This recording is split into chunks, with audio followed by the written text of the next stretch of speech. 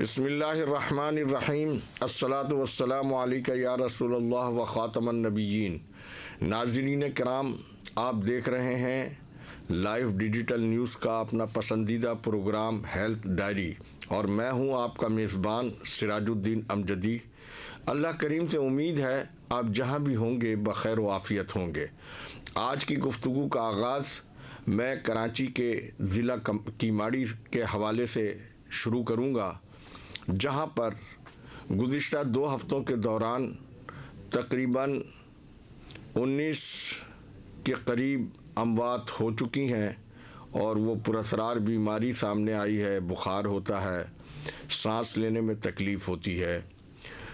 ضلعی صحت کیماڑی کے افسر کی پہلے روز کی اطلاع کے مطابق انہوں نے بتایا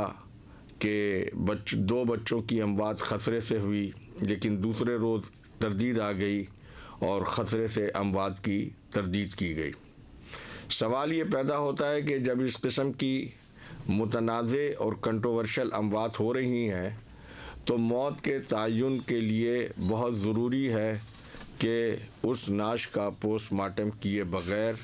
اس کی وجہ موت بیان نہیں کی جا سکتی ہے اور نہ بتائی جا سکتی ہے۔ شاید اسی لیے ضلعی صحت افسر نے خسرے کی اموات کی موت کی تردید کی ہے۔ لیکن یہاں پر سب سے بڑا مسئلہ تحفظ ماحولیات سندھ کا بھی ہے۔ یہ ادارہ باقاعدہ حکومت سندھ نے قائم کر دیا ہے، اور یہ اس ادارے کا کام ہے کہ وہ رہائشی علاقوں میں ایسے صنعتی اور کمرشل اداروں کی روک تھام کرے جو کہ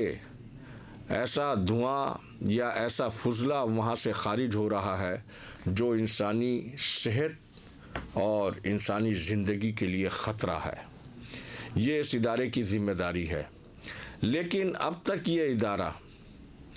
اپنی بنیادی ذمہ داریاں ادا کرنے میں پورا نظر نہیں آ رہا، ماں سوائے اس کے کہ تشہیری انداز میں اس ادارے کے ڈی جی تحفظ ادارہ ماحولیات سندھ کے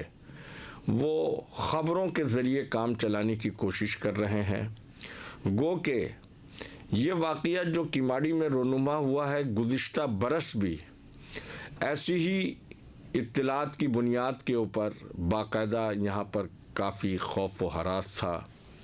لیکن اس وقت متعلقہ اداروں نے اگر سنجیدہ نوٹس لے لیا ہوتا تو یہ افسوسناک واقعہ اور سانحہ رونما نہیں ہوتا۔ بدقسمتی یہ ہے گزشتہ دنوں پاکستان میڈیکل ایسوسی ایشن نے طب و صحت کے نظام میں اثر نو نظر ثانی کر کے طب و صحت کے نظام کو جدید تقاضوں سے ہم آہنگ بنانے کی تجویز اور سفارش پیش کی ہے۔ المیہ یہ ہے کہ اس وقت سائنس سرکار کی جو صوبائی حکومت ہے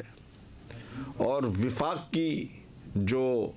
اتحادی جماعتوں کی مخلوط حکومت ہے،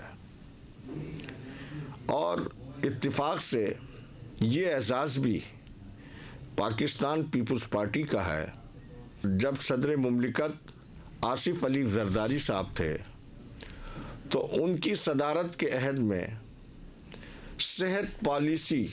جو 5 سالہ صحت پالیسی پیش کی جاتی تھی،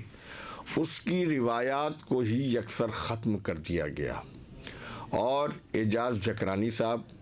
پاکستان پیپلز پارٹی کے وفاقی وزیر صحت کی حیثیت سے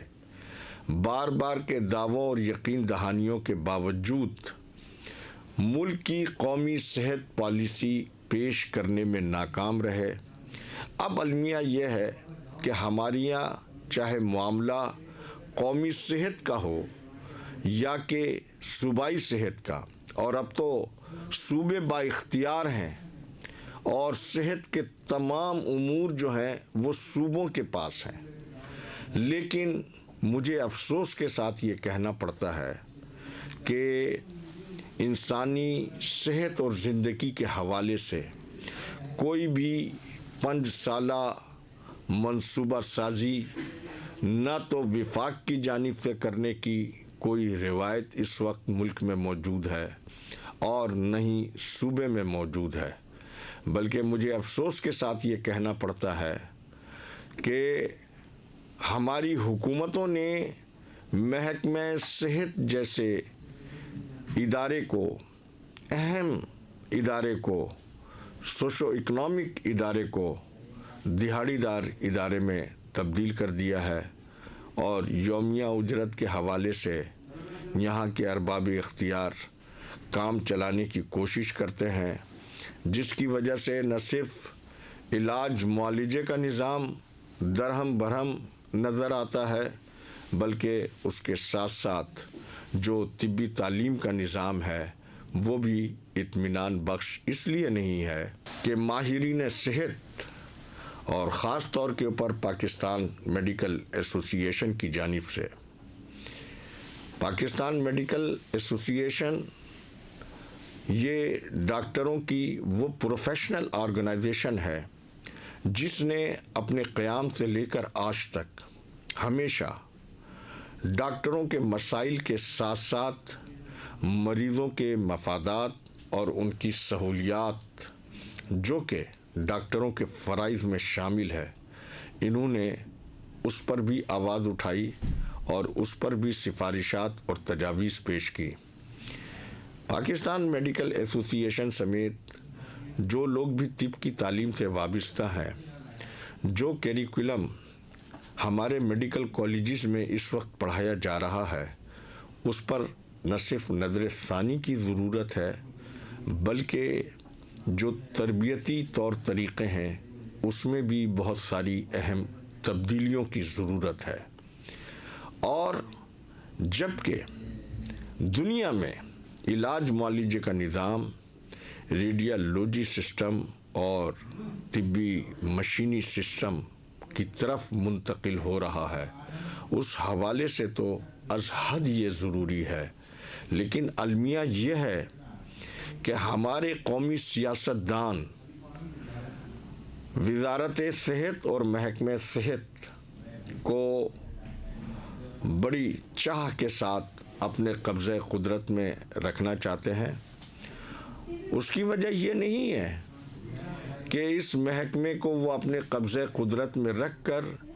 کوئی غریب مریضوں کے علاج معالجے کی صورتحال کو بہتر بنانے کے لیے کوئی پروگرام اور کوئی منصوبہ رکھتے ہیں، ایسا نہیں ہے۔ امراض قلب کا قومی ادارہ NICVD 20 ارب روپے کی کھلی مبینہ کرپشن ریکارڈ کے اوپر موجود ہے، اور یہ کرپشن گرین بک میں شائع ہونے کے باوجود پارلیمنٹ کے پبلک اکاؤنٹس کمیٹی کے پاس یہ معاملہ نہیں پہنچا ہے۔ ہمارے قومی سیاسی رہنماؤں کو محکمہ صحت میں کرپشن کرنے کے لیے اور کرپشن کرنے والے ڈاکٹروں کی سرپرستی کے لیے، اور اس کے ساتھ ہی وہ سیاستدان جب کبھی وہ احتساب کے کسی شکنجے میں آ جاتے ہیں اور جیل کی سلاخوں کے پیچھے چلے جاتے ہیں، تو کرمنلز ڈاکٹرز کے ذریعے نہ صرف ان کو ایسی بیماریاں ان کی نکال دی جاتی ہیں کہ وہ جیل کے بجائے ہسپتال منتقل ہو جاتے ہیں، اور پھر ان ہسپتالوں میں میڈیکل بورڈ کے ذریعے جس طریقے سے جھوٹی اور غلط میڈیکل رپورٹس کی بنیاد پر عدالتوں میں ان کے لیے سہولیات لی جاتی ہیں، لہذا ڈاکٹر ندیم قمر جو 20 ارب روپے کی مبینہ کرپشن کے مرکزی ملزم ہیں، بدقسمتی سے وہ حکومتی جماعت کے نور نظر بتائے جاتے ہیں۔ ہمارے حکمران آئین اور قانون کی پاسداری کا حلف ضرور اٹھاتے ہیں، لیکن اس پر عمل کتنا کیا جاتا ہے وہ صرف ایک ڈاکٹر ندیم قمر کے کیس سے ہی آپ بخوبی اندازہ کر سکتے ہیں کہ یہ اپنے اٹھائے ہوئے حلف کے اوپر عمل درآمد پر کتنا یقین رکھتے ہیں۔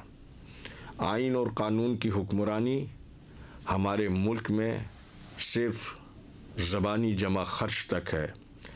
اگر ملک میں آئین اور قانون کی حکمرانی ہو تو نہ یہاں عوام مسائل کا شکار ہوں، اور یہ بھی نہیں ہو سکتا کہ یہ ملک اور قوم ترقی نہ کر سکے۔ سب سے بڑی بدقسمتی یہ ہے کہ آئین اور قانون کے راستے میں ہمارے خود غرض، مفاد پرست اور وہ حریص اور اقتدار پرست قومی رہنماؤں کی سازشیں اور ان کے اقدامات ہیں، جس کی وجہ سے آج ملک اور قوم ایک بحران کا شکار ہے اور صحت عامہ کا نظام تباہی کے دہانے پر ہے۔ جان بچانے والی دواؤں سے لے کر امپورٹڈ دوائیں تک ملک میں ناپید ہیں، لیکن حکمرانوں کو اس کی کوئی فکر نہیں ہے۔ دیکھیے، اگر حکمرانوں کو ان سرکاری اسپتالوں پر اتنا اعتماد ہوتا تو گزشتہ دنوں وفاقی وزیر شیری رحمان ہاتھ کی ہڈی کا فریکچر کا علاج کرانے کسی سرکاری اسپتال میں نہیں گئیں، بلکہ انہوں نے ایک نجی اسپتال کو ترجیح دی۔ تو اس سے ہمارے سیاستدانوں کی مینٹلٹی کا بخوبی اندازہ کر سکتے ہیں۔ آج کی صحت ڈائری کا وقت ختم ہوا۔ اس کے ساتھ ہی خدا حافظ۔ پاکستان زندہ باد۔